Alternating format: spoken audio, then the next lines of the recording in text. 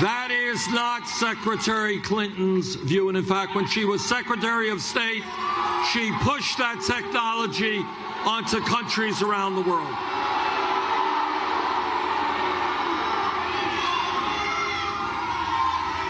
Now, everybody here knows a profound lesson of American history, the most important lesson that we can learn, and that is that real change never takes place from the top on down. It always takes place from the bottom on up.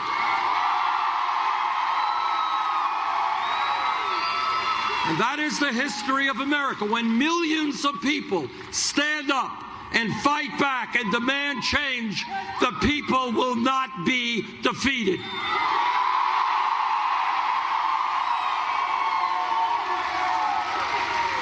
Think about 100 years ago. Workers working 7 days a week, 14 hours a day. Children working in factories, working in the fields, and workers said, sorry, we are not beasts of burden. We are entitled to dignity and respect. We're going to form trade unions.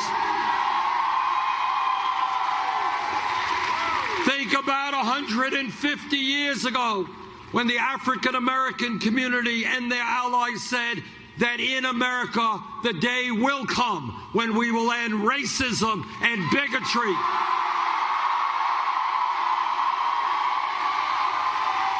And millions of people stood up. Some died, some went to jail, some were beaten. But they said, we are going to change America away from racism. Brothers and sisters, think about less than 100 years ago, women in America did not have the right to vote, did not have the right to get the education or jobs they wanted. But women stood up.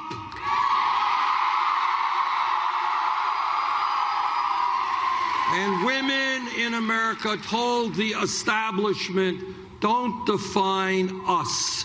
Don't tell us that our only function in life is to stay home and have babies. We want more.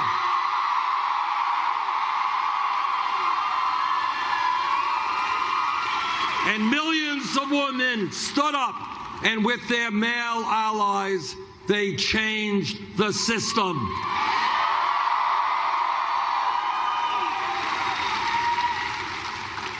If we were here 10 years ago, no time at all, from an historical perspective, and somebody jumps up and says, you know, Bernie, I think that gay marriage will be made legal in every state in this country by the year 2015, the person next to her would have said, you are nuts, ain't gonna happen.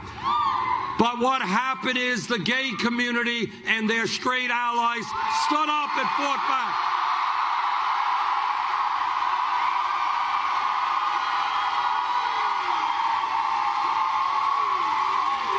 They stood up and they fought back, and they said that in America, people should have the right to love whoever they want, regardless of their gender.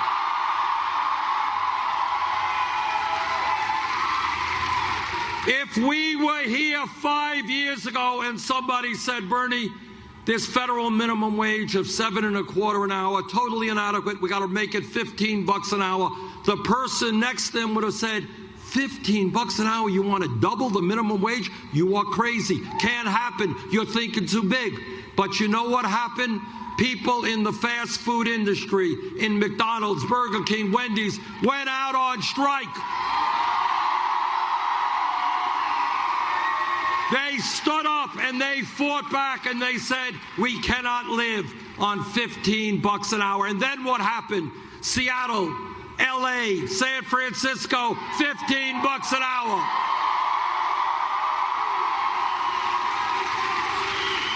California, New York, $15 an hour. That is how change takes place. Now, what the establishment and what the media want you to believe, that real change is impossible. No. We cannot do what every other major country on earth does and guarantee health care to all people. We can't do that. Oh, no, no, no, no. We cannot have paid family and medical leave for our people. We can't do that. It's too hard. No, no, no. In this great country, we cannot rebuild our crumbling infrastructure, create millions of jobs. Oh, no, no, it's too hard. The powers that be are too powerful. We cannot take on the billionaire class and end the grotesque level of income and wealth inequality that exists. We can't do it. No, no. Oh, no, you're dreaming. You're dreaming if you think we can make public colleges and universities tuition free. Can't happen. Too radical an idea. Oh, no, no, no. The fossil fuel industry, too powerful. We can't transform our energy system and lead the world in combating climate change. Too powerful. Oh, no, no, no. Chamber of Commerce, too powerful. We can't provide equal wages for equal work for our women. No, no. Can't be done. And what the establishment tells you is think small. But we have a different view.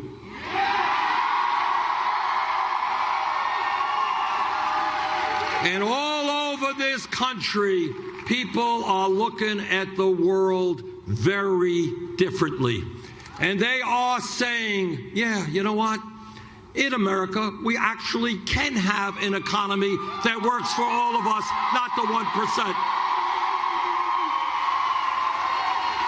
Yeah, actually in America, we can have a vibrant democracy, one person, one vote, not a nation in which billionaires are buying elections. Yeah, we can do that.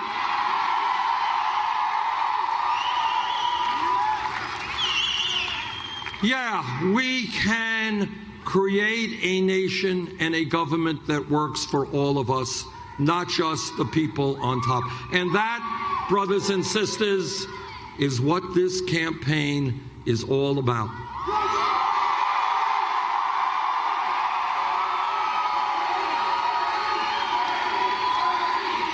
Now, this campaign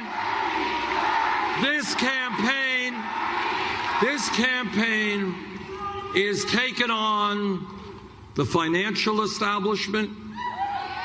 We're taking on corporate America. We're taking on the Democratic political establishment. We're taking on the corporate media because the corporate media is not particularly interested in the issues facing working families. And yet, we're taking on the most powerful political organization in America, the Clinton organization that elected a president twice. And yet, despite all of that, we have now won 18 state primaries and caucuses.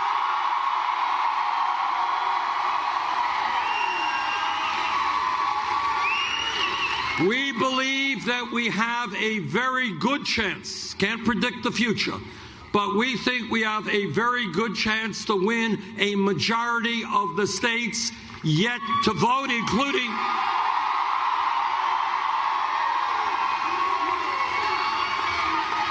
right now, we are at about 45.5% of the pledged delegates, the delegates actually elected by the people in the states. We think that if we do well in the remaining states, and if we do very, very well in the largest state in this country, California,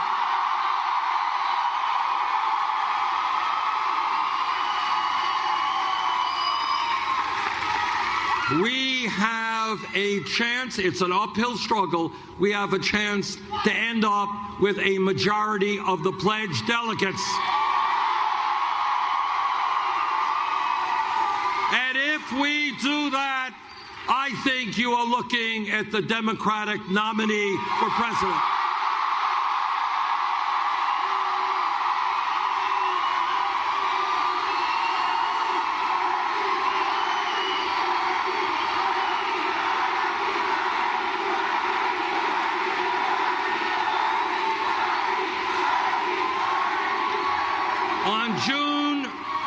On June 7th, there is going to be a primary here, which will be the most important primary in this whole nominating process.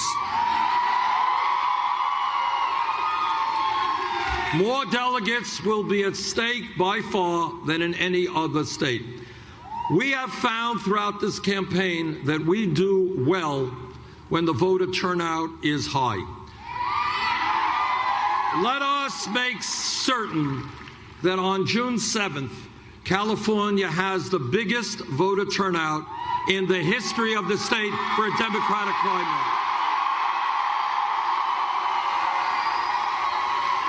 Let us make certain that this great state, one of the leading progressive states in America, makes it clear to the world that they want a political revolution. Thank you all very much.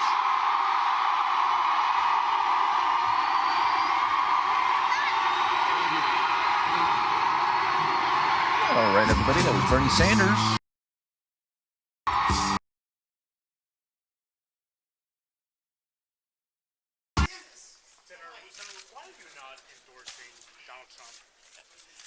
Listen, I'm very glad to be back in the Senate. I'm very glad to be rolling up my sleeves and tackling the issues that were the heart of our presidential campaign. We went 13 months crisscrossing the country and saw incredible energy, incredible passion all across the country. Ended up earning over 7 million votes nationwide, winning 12 states, winning nearly 600 delegates. But alas, it wasn't enough. We came up short and didn't prevail. That was not the outcome I had hoped for. It was not the outcome that many others had hoped for. But at the end of the day, in our democratic process, the people decide. For me, what is important is that the movement continues. This movement from the people, this battle is about a lot more than one election cycle or one candidate. It is about principles that are eternal. It is about the free market principles that turned America into a beacon of hope and opportunity from people from all across the world. It's about the constitutional liberties that protect the fundamental rights of every American. All across this country, people are hungry for change. They recognize that the path we're on, it isn't working and people are suffering.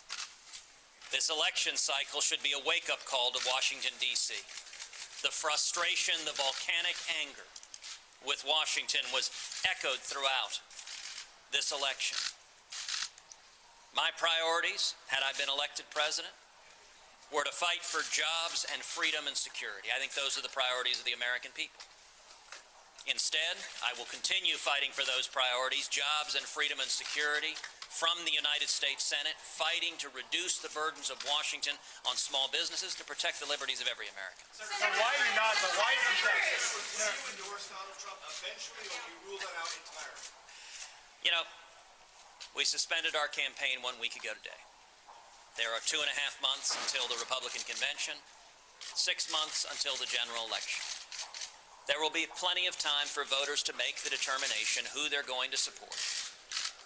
What I am interested in supporting are free market principles and the constitutional liberties of Americans. And I think what every voter is going to be doing is listening to the candidates, listening to what they support, and assessing them on their merits. That is the role of the voters. Senator, do you still think that? Senator Cruz, you branded yourself as an outsider, and now you're back here. How do you work with the Senate after branding yourself that way? Listen, from the first day I was elected to the Senate, my priority has been fighting for the 27 million Texans who I represent. I'm going to continue fighting for the American people, and if fighting for the American people makes you an outsider in the Senate, then I will happily remain an outsider, because at least to date, Congress, both parties, both houses, far too often hasn't been listening to the American people. That is the frustration. This town, too many elected officials listen to big money and special interests and lobbyists. The rich get richer. Under Barack Obama, today the top 1% earn a higher share of our income than any year since 1928. Big government does great for the rich. But those who are struggling, the working men and women, their lives have gotten harder. The people who I am fighting for are single moms and young people and Hispanics and African Americans. It's the truck drivers and the welders and the coal miners. It's the farmers and ranchers. It's the people who've been left behind. And so what I have done every day in the Senate and every day on the campaign trail as a candidate for president has been to fight for the working men and women of this country, to fight so we can bring back to America millions and millions of new high-paying jobs, raise wages, so that working men and women can make ends meet. Senator, a question about your work in the Senate, please. We're looking for your guidance. Is there anything Donald Trump can say or do to earn your support? And would you be okay with your supporters choosing to vote for him in the fall? You know, I trust the people. The great thing about our democratic republic is that authority, sovereignty, rests in we the people. We just had a long, drawn-out battle, a long, drawn-out primary. And going forward from now until November, now until the convention, and then now until November, it will be incumbent on the candidates in this race to make the case to the people that they will fight for them. And I've got a great deal of faith. I've got a great deal of faith in the American people that at the end of the day, they're going to assess these candidates and come to the right decision. Senator, for your work in the Senate, Senator. I'm sorry? Are you ruling out the possibility of a third party? I have no interest in a third Mr. party. Senator, Do you think that Donald Trump, Senator, do you think come that back to the Senate after running for president unsuccessfully, used words like they were humbled. Several Democrats today said we haven't heard any humility from Ted Cruz. Do you feel humbled? Well, I would say it is hardly news to have Senate Democrats attacking me. And I suspect that's not going to go away anytime soon. Listen, I am certainly disappointed with the outcome.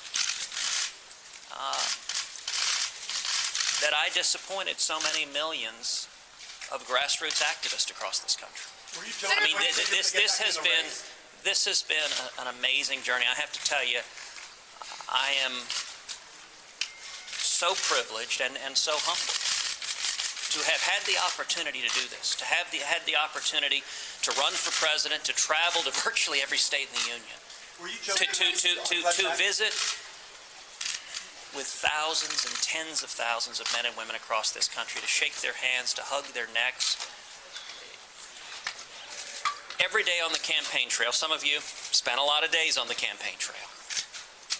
Every day on the campaign trail, I was inspired. I was inspired by the Americans who are forgotten by Washington, forgotten by much of the news media, but the Americans who are struggling and believe in this nation. And if you want to know my greatest disappointment is that I wasn't able to win for them.